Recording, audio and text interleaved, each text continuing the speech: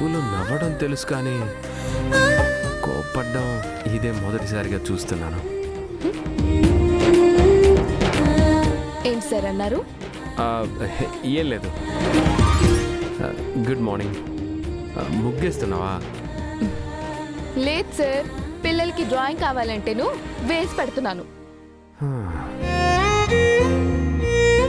నా మీద ఇంకా కోపం తగ్గలేదా? అయ్యో, మీ మీద నాకెందుకు సార్ కోపం?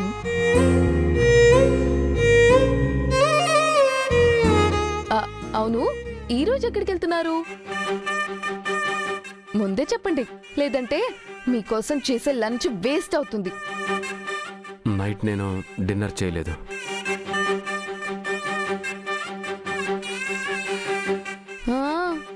మనోహరితో బయట తిరిగి మీ కడుపు నిండిపోయి ఉంటుంది కదా, ఇంకెందుకు తింటారు డిన్నరు?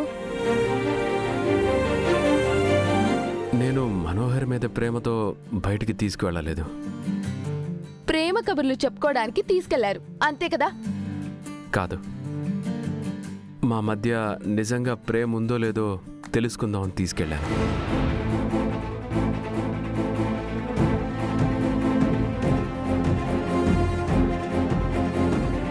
తను నాతో అబద్ధం చెప్తుందని నాకు అర్థమైంది. ఇంతకుముందు మా మధ్య ప్రేమ లేదు.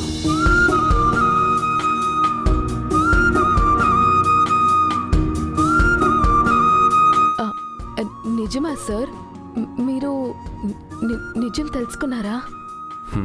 అవును, అందుకే తనని బయటికి తీసుకువెళ్ళాను.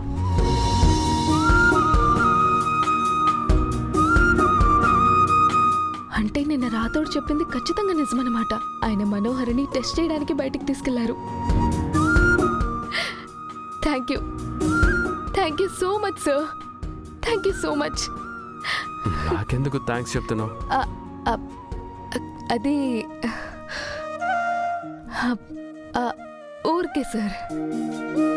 నిన్న నేను మనోహర్తో బయటికి వెళ్తే ఉడుక్కున్నావు. ఇప్పుడు మా మధ్య ఏమీ లేదని చెప్తుంటే సంతోషపడుతున్నావు. ఏంటి కదా?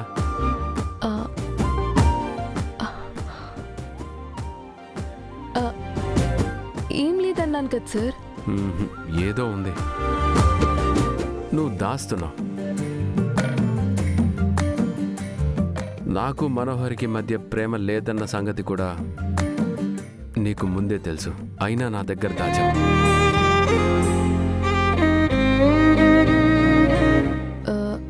అంటే ఏదైనా మీ అంతట మీరే తెలుసుకోవాలి, గుర్తు చేసుకోవాలని డాక్టర్ చెప్పారు. అందుకే నా అంతటి నేనే ఒక్కొక్కటి తెలుసుకుంటున్నాను.